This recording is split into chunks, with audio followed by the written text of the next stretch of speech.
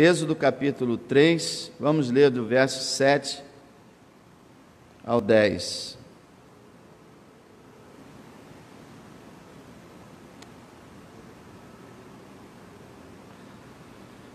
E disse o Senhor: tenho visto atentamente a aflição do meu povo, que está no Egito, e tenho ouvido o seu clamor por causa dos seus exatores, porque conheci as suas dores. Portanto, desci para livrá-lo da mão dos egípcios e para fazê-lo subir daquela terra a uma terra boa e larga, a uma terra que mana leite e mel, ao lugar do cananeu e do heteu e do amorreu e do ferezeu e do heveu e do jebuseu. E agora, eis que o clamor dos filhos de Israel chegou a mim, e também tenho visto a opressão com que os egípcios os oprimem. Vem agora, pois, e eu te enviarei a Faraó, para que tires o meu povo, os filhos de Israel, do Egito. Vamos orar, irmãos. Maravilhoso Deus, abençoa nessa hora a Tua palavra, abençoa cada um de nós com a Tua presença, com a iluminação do Teu Espírito Santo, para que a gente tenha a sensação da presença divina no nosso meio, no nosso coração. O Senhor, que é o Deus vivo e verdadeiro, manifeste-se, Senhor, nesse lugar, em nossas vidas. E que todos que estão aqui, que creem no Seu nome, possam crer ainda mais. E aqueles que não creem, possam sair por essas portas crendo, para a glória do Senhor e para a salvação deles.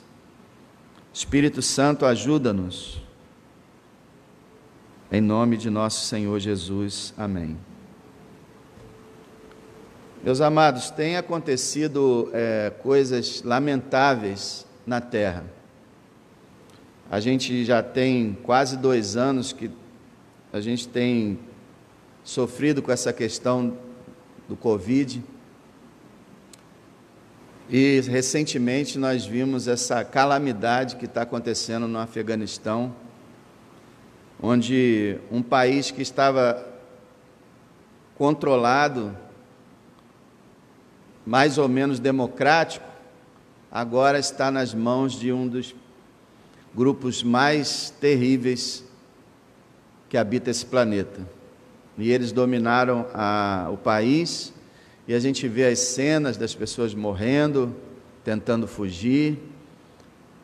A igreja já está recebendo as ameaças, porque há cristãos no Afeganistão. E a situação é muito ruim, é muito triste.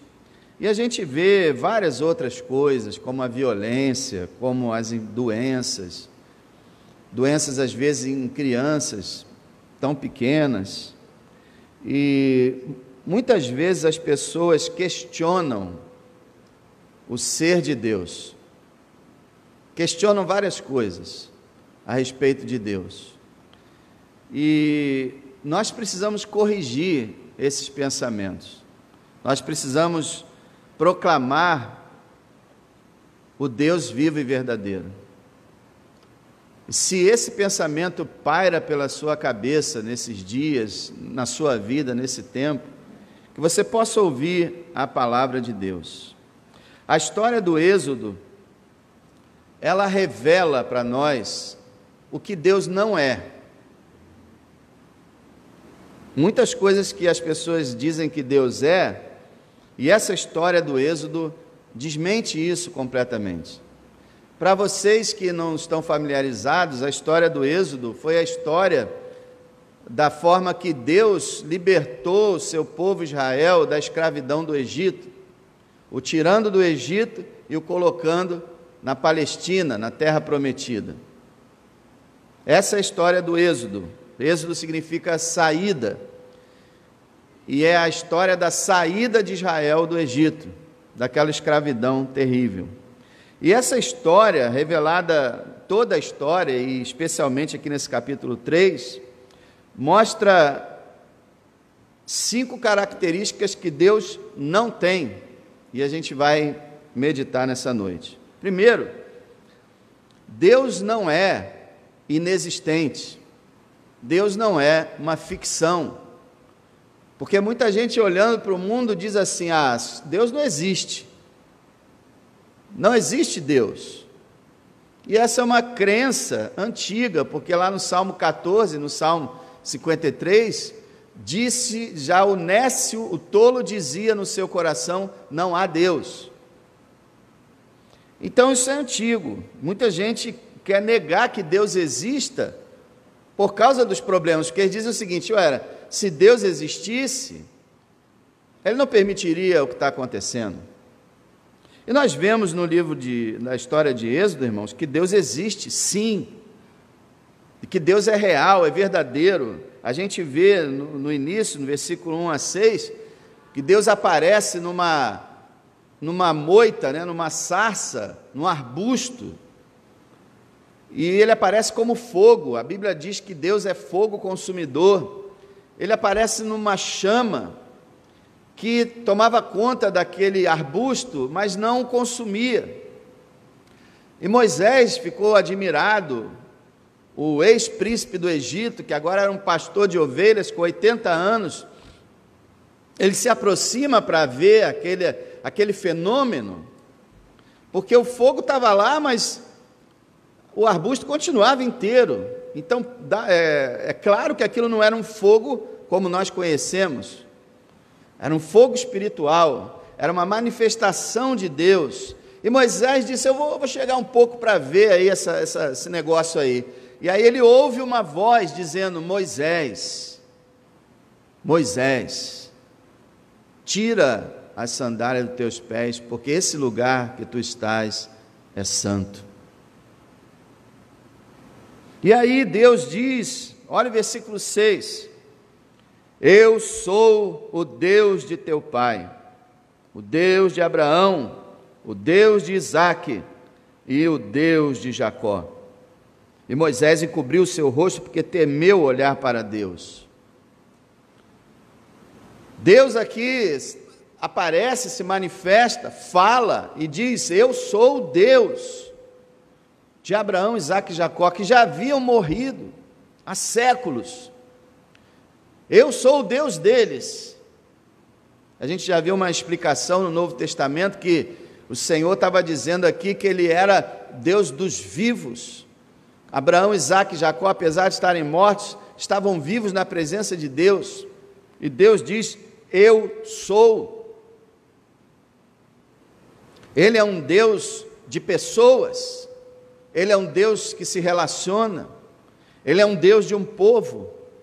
Ele é o Deus de Abraão, de Isaque e Jacó, mas também é o Deus de Paulo, Deus de Fabiano, Deus de Moisés, Deus de Edson, Deus de Miquel, Deus de Janice,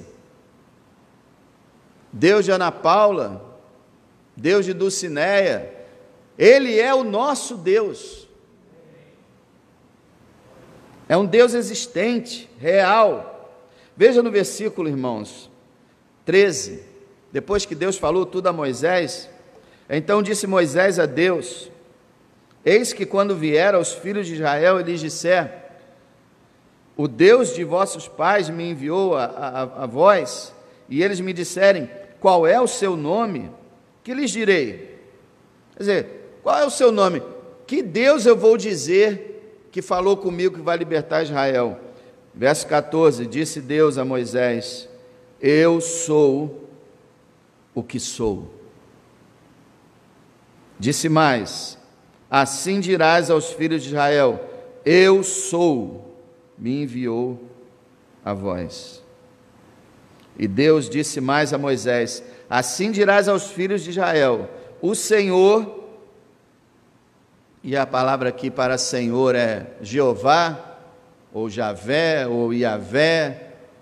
Nós não temos o nome, a pronúncia exata, porque só ficaram as 4 consoantes dessa palavra, as vogais foram perdidas, mas nós gostamos de chamar Jeová, e esse nome Jeová é derivado desse nome eu sou.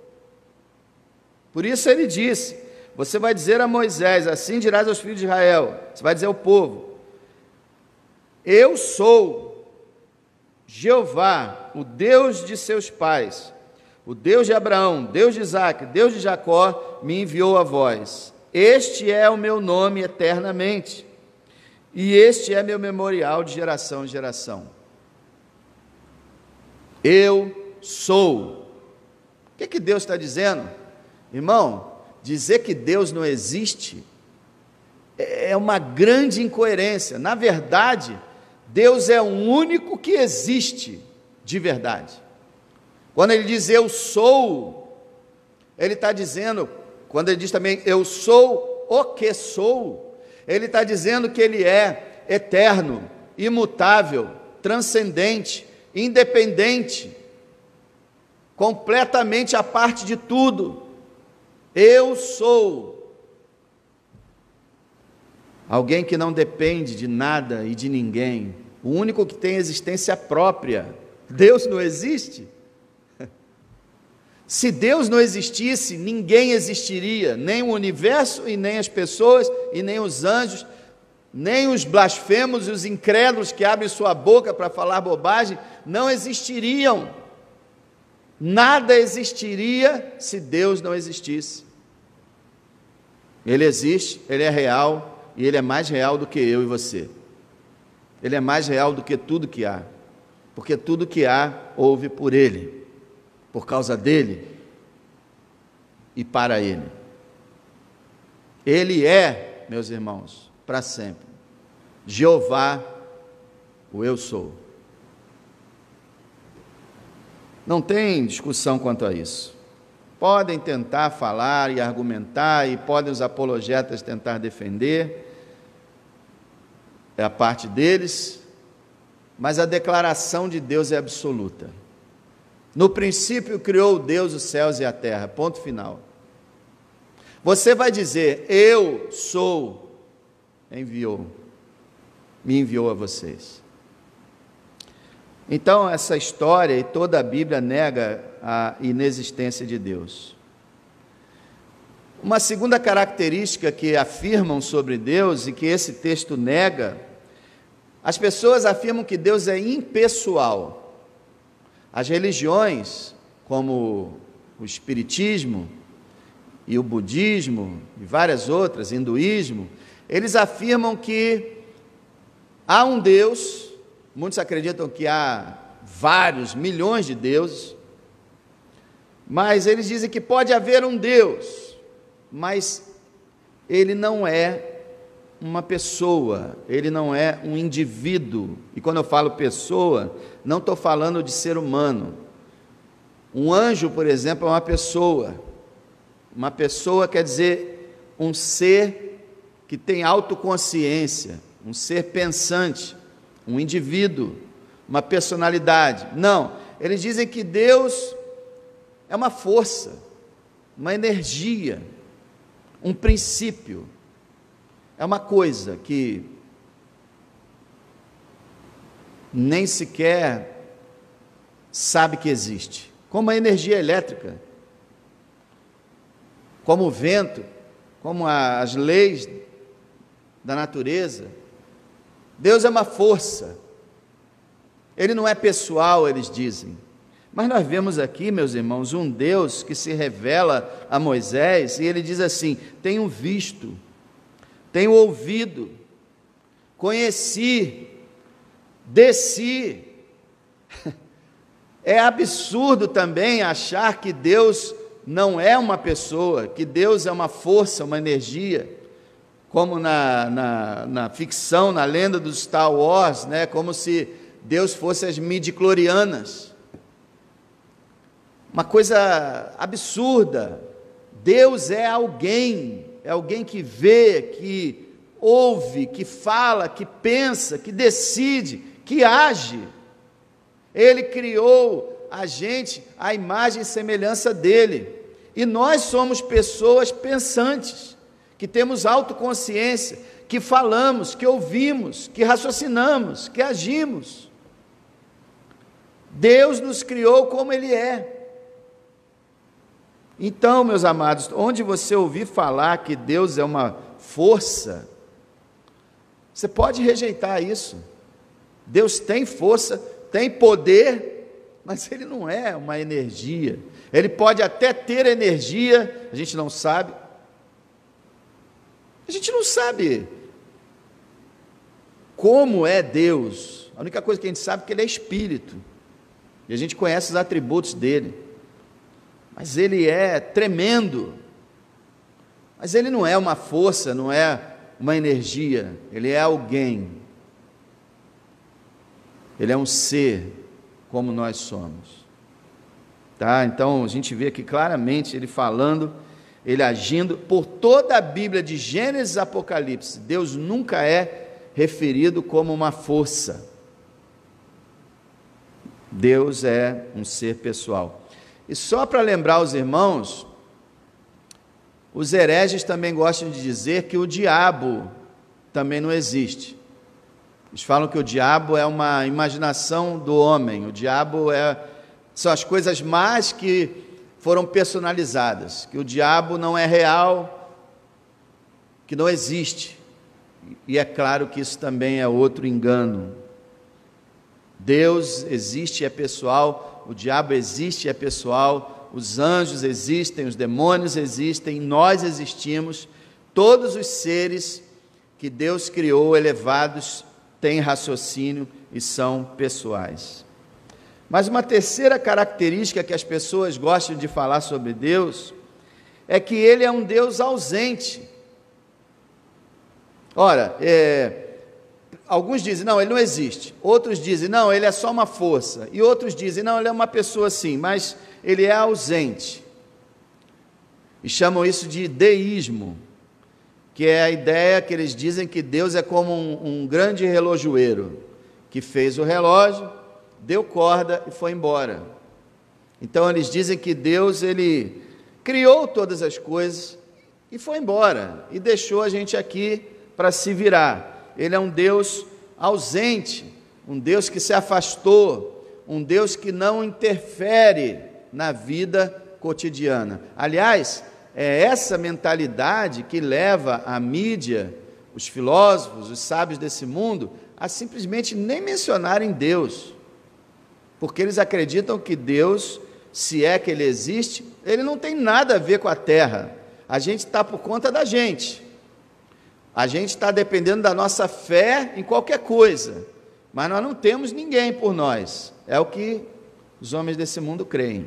Por isso que eles nem mencionam Deus. O Brasil tem problema? Você nunca vê em nenhum canal, em nada, a não ser que seja cristão, você nunca vê as pessoas dizendo, olha, vamos orar. Vamos pedir a Deus que nos ajude. Não. Porque simplesmente eles creem num Deus ausente. Agora, leia comigo esse versículo 7 e 8. Vamos ver se Deus é ausente? Olha só.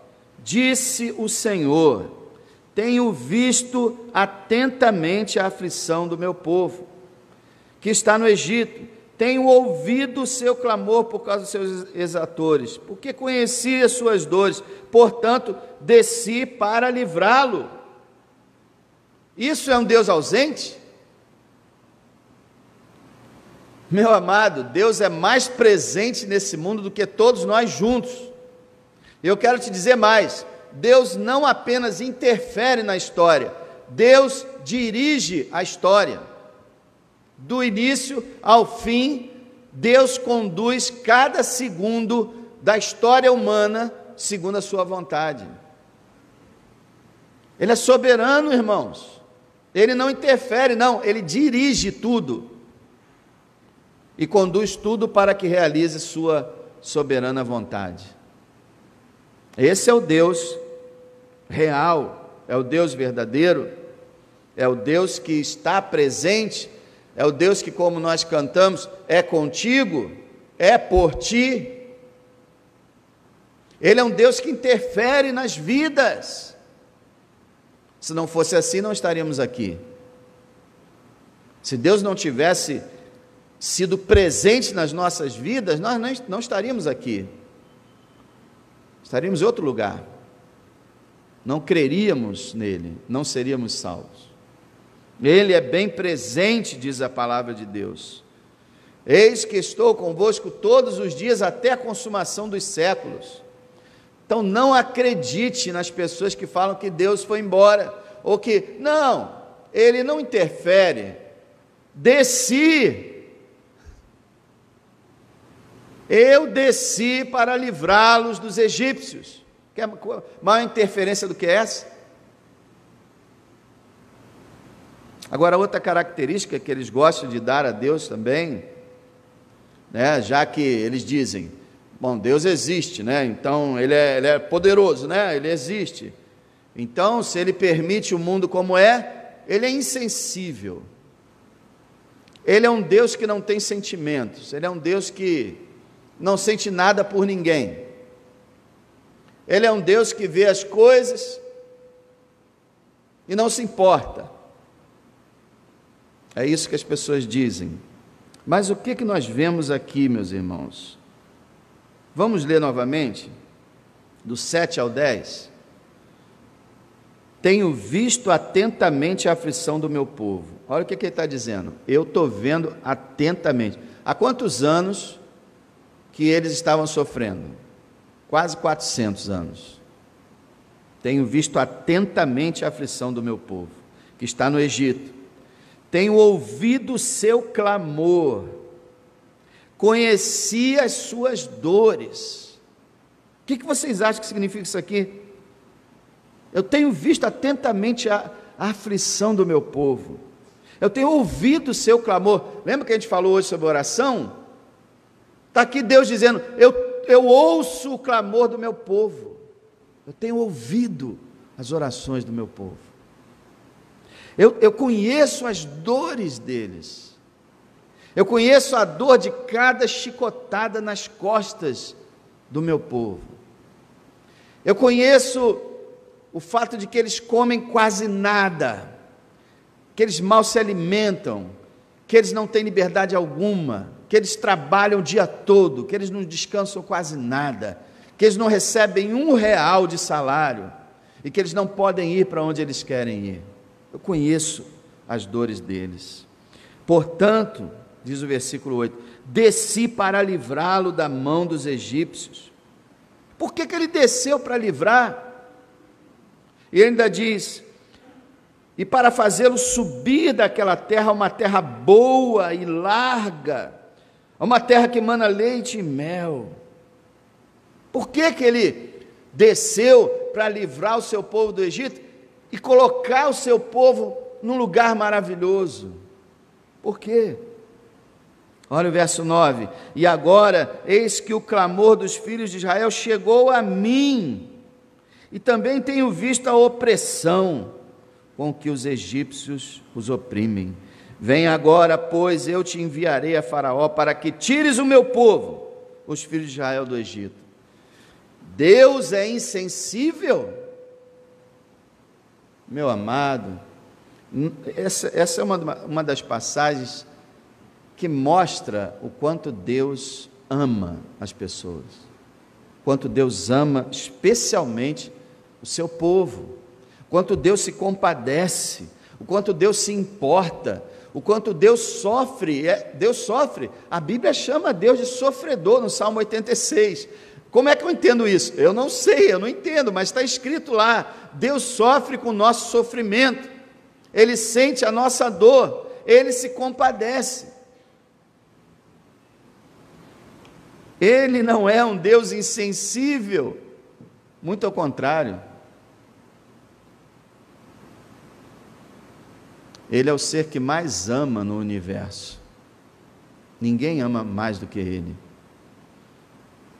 Nenhum anjo ama mais do que Deus. Nenhum ser humano ama mais do que Deus. A Bíblia diz, Deus é amor. A essência dele é o amor. Então dizer que ele é insensível, que ele é indiferente, meu amado, você pode sofrer o que você sofrer na vida, mas nunca pense que Deus não se importa com o seu sofrimento. Nunca pense isso.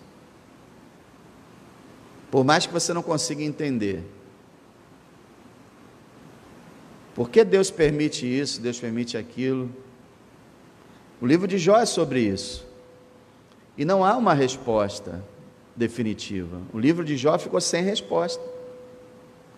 Deus apareceu a Jó e não respondeu nada do que Jó perguntou. Ele só disse o seguinte: quem é você? Para discutir com aquele que criou todas as coisas.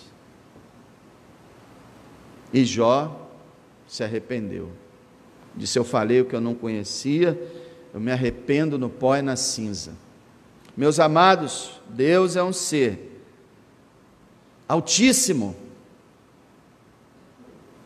Como ele diz no Isaías 55, meus pensamentos não são os pensamentos de vocês, meus pensamentos são mais altos do que os pensamentos de vocês. Quem são vocês para discutirem comigo? Como diz Paulo em Romanos 9, como é que o vaso vai poder dizer ao oleiro: por que me fizeste assim? É um absurdo. Deus nos ama, sim. Há várias explicações para o sofrimento, algumas razões que nós podemos apresentar, mas uma resposta definitiva virá de Deus no dia final. E nós saberemos por que Deus fez dessa forma. Mas uma coisa nós sabemos: tudo que Deus faz é excelente, Ele é sábio, Ele fez da melhor forma. Tudo que está acontecendo é da melhor forma, porque Ele sabe o que faz. Deus não é insensível. Deus te ama. Deus se importa com você. Deus tem um amor pessoal por cada pessoa. Ele conhece cada um de nós. Ele te ama. Olha o que Ele fez por Israel. Ele te ama. Agora, uma quinta característica que afirmam sobre Deus. Bom, então, pensa bem, ele existe, Ele é uma pessoa, Ele é presente, Ele ama. Ah, bom, então ele é impotente. O problema dele é que Ele não tem poder suficiente para agir. Então Ele ama, Ele gostaria de fazer muitas coisas, mas Ele não pode, e por isso que o mundo está como está. É essa a resposta? Deus é impotente?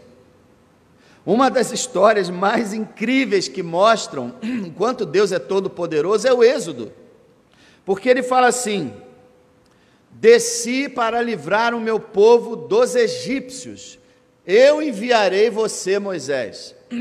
Moisés diz assim: mas quem sou eu, Senhor, para libertar? E Deus responde: certamente eu serei contigo. E essa é a razão. Então nós temos Faraó, que era o Biden de hoje, né? O presidente dos Estados Unidos. Faraó era o líder da maior potência da terra na época. E Faraó disse assim: quem é Jeová para que eu solte? Vocês estão brincando comigo, né? Vão trabalhar. Então Deus começou a enviar uma praga atrás da outra, um milagre atrás do outro, que foi devastando o Egito. Em cada praga Deus oferecia a Faraó a oportunidade de se arrepender e liberar o seu povo, e Faraó endurecia o seu coração, não aceitava, e as pragas iam destruindo o Egito inteiro. O Egito ficou prostrado, e por fim Deus teve que agir de forma drástica e dolorosa, ceifando as vidas de todos os primogênitos do Egito, não antes sem oferecer arrependimento. E mesmo com essa tragédia, mesmo o Faraó vendo o seu filho primogênito morto, e todos os primogênitos do Egito mortos, mesmo depois de ter liberado Israel para ir embora, ele se arrependeu e foi à caça dos israelitas. E quando chegou lá, na frente do Mar Vermelho, vocês se lembram a história. Um morro de um lado, outro morro do outro, Israel vindo atrás e à frente o Mar Vermelho. Não havia saída, mas o Deus Todo-Poderoso abriu o mar. Você me diz como é que isso pode acontecer? Só pode porque Deus é todo-poderoso. E aí ele fez com que Israel passasse a pé enxuto, diz a palavra. Mas como? Como? Mesmo que Deus afastasse o mar, ficaria um lamaçal, Deus secou até a terra para eles pisarem. Passaram a pés enxutos, com um muro de água de um lado, um muro de água do outro, eles passaram. Depois que Israel passou, os egípcios entraram, e aí Deus os sepultou naquele mesmo mar, julgando aquela nação perversa que havia afrontado o Deus vivo e rejeitado libertar o seu povo e desafiado a sua existência e o seu poder. Deus é todo poderoso, meus irmãos. Sim, Ele é amoroso e Ele é todo poderoso. Então por que Ele não faz isso, que Ele não faz aquilo, meu amado? Deus é Deus. Quem somos nós para ficar tentando decifrar a mente de Deus?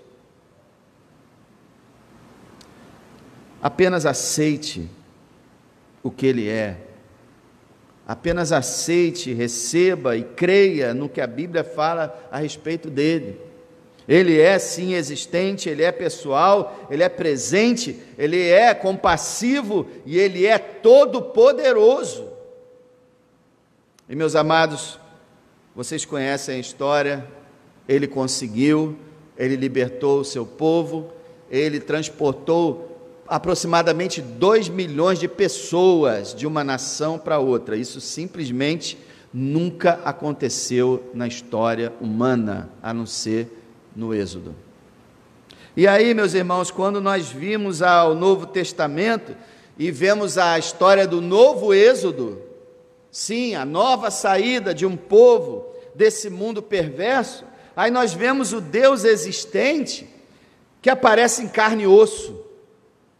Deus se manifesta em carne, o Deus pessoal que torna-se uma pessoa humana, que se torna um homem, o Deus presente que habita entre nós, literalmente na forma humana.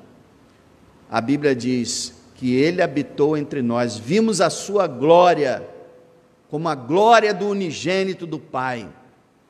O Verbo se faz carne e habita entre nós.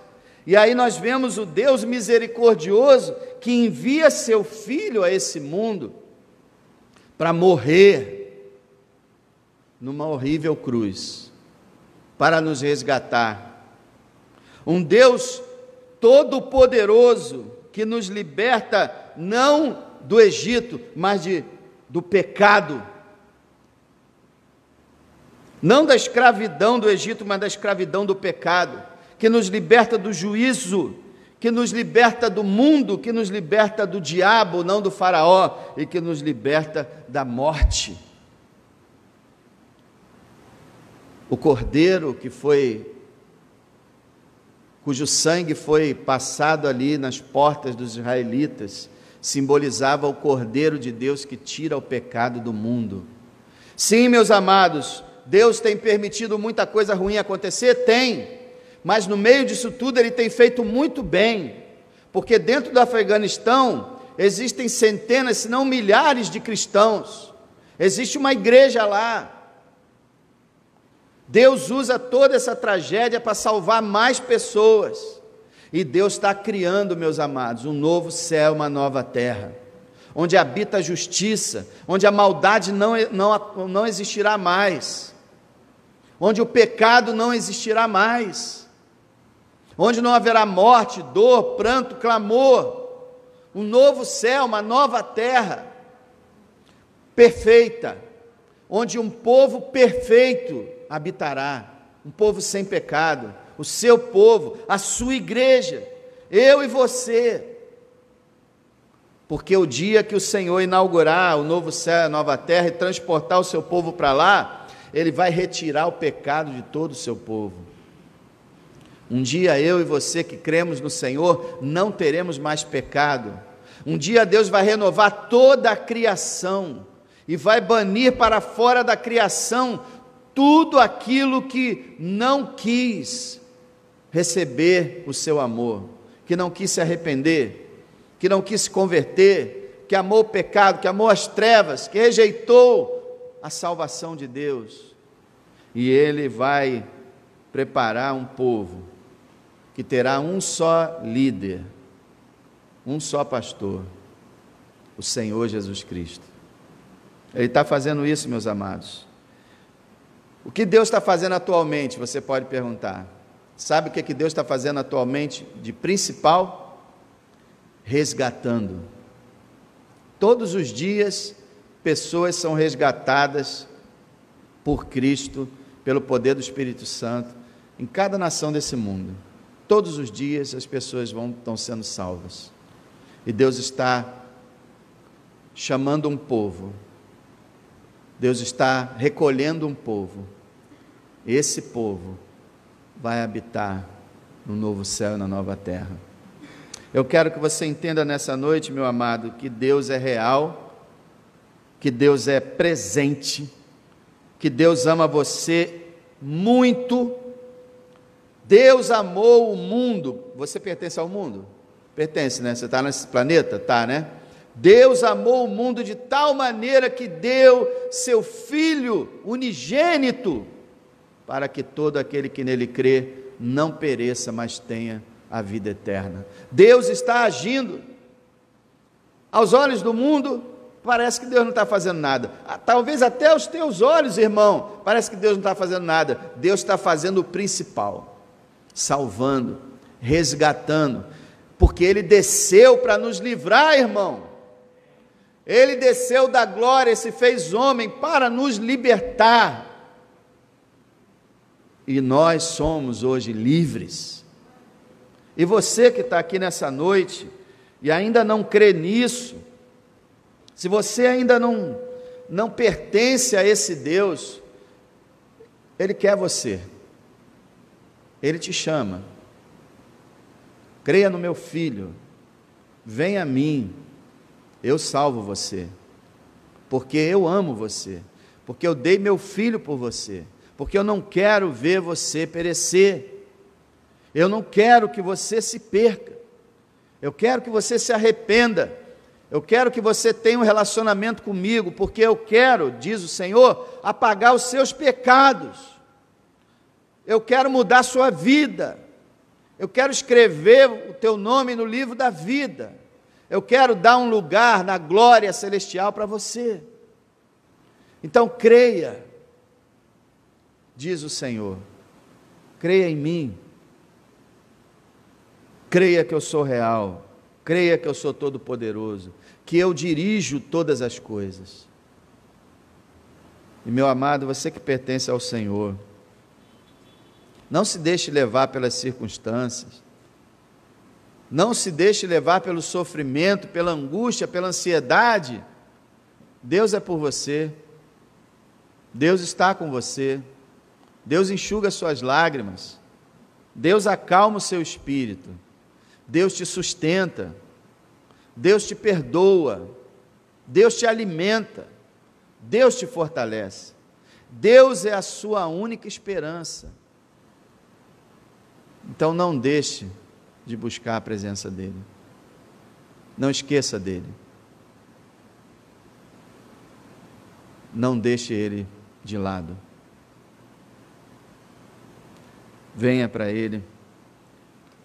Priorize Ele, agradeça a Ele e busque a Ele. Eu não sei se você consegue sentir o que Deus disse aqui. Eu vou ler de novo para a gente encerrar. Êxodo 3, verso 7. E disse o Senhor: tenho visto atentamente a aflição do meu povo, que está no Egito. Tenho ouvido o seu clamor por causa dos seus exatores, porque conheci as suas dores. Portanto, desci para livrá-lo da mão dos egípcios e para fazê-lo subir daquela terra a uma terra boa e larga, a uma terra que mana leite e mel. Meu amado, Deus está vendo atentamente a sua aflição. Deus está ouvindo o seu clamor. Deus conhece a sua dor.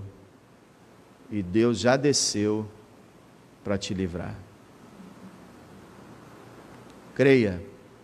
Quanto mais você crer, mais você vai receber de Deus. Creia. Creia e você provará a realidade de Deus.